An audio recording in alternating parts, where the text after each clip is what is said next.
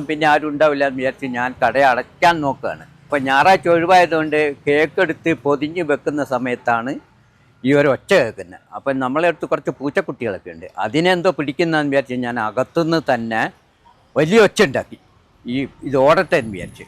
അപ്പോൾ നോക്കുമ്പോൾ പിന്നെയും ഒച്ച കേൾക്കുന്നുണ്ട്. അപ്പം ഞാൻ എന്താക്കി, പുറത്തേക്കിറങ്ങി, കടയുടെ പുറത്തിറങ്ങി ചുറ്റുപാട് നോക്കുമ്പോൾ ഈ ഒച്ച പിന്നെയും കേൾക്കുന്നു.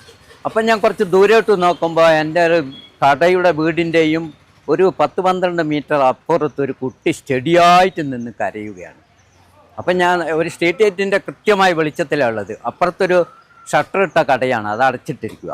അപ്പോൾ അതിൻ്റെ പടിക്കൽ നിന്നിട്ടാണ് ഈ കരയുന്നത്. ഞാൻ അവിടെ അടുത്ത് നിന്ന് ചെന്ന് ഒരു 5 മിനിറ്റ് നേരം ഞാൻ പകച്ച് നിന്ന് പോയി. അപ്പോൾ ഈ കുട്ടി മാത്രമേ ഉള്ളൂ.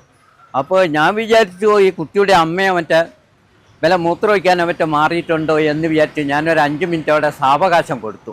എന്നിട്ടും കുട്ടി കരയുകയാണ്. അപ്പം ഞാൻ പോയി വാരി എടുത്ത് വീട്ടിലേക്ക് കൊണ്ടുവരുമായിട്ട്. അങ്ങനെ കൊണ്ടുവരുമ്പോൾ കുട്ടി ആകെ മരവിച്ച ഒരവസ്ഥയായിരുന്നു. നല്ല തണുപ്പുള്ളൊരു സമയമായിരുന്നു.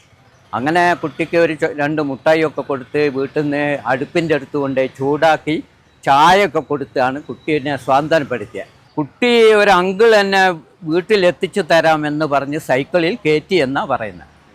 അതിൻ്റെ ഇടയ്ക്ക് കുട്ടീനെ പറ്റി ചോദിക്കുമ്പോൾ ആ കമ്മൽ അയച്ചു തരാമോ എന്ന് അങ്കിൾ ചോദിച്ചപ്പോൾ ഞാൻ കൊടുക്കില്ല എന്ന് പറഞ്ഞു എന്നൊക്കെ കുട്ടി പറയുന്നുണ്ട്. ഒന്നും കണ്ടിട്ടില്ല.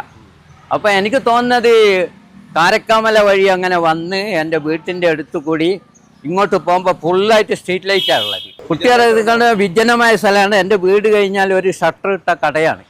ആ കട അടച്ചിട്ടേക്കുക. അതിൻ്റെ പടിക്കലാണ് ഈ കുട്ടി നിൽക്കുന്നത്. അതെ, ഒരു വല്ലാത്ത അത്ഭുതമായിട്ട് തോന്നുന്നു. അതിൻ്റെ അപ്പുറം ഇപ്പുറം ഇറക്കി കഴിഞ്ഞാൽ നായ്ക്കളുടെ വലിയ ശല്യമുള്ള സ്ഥലമാണ്.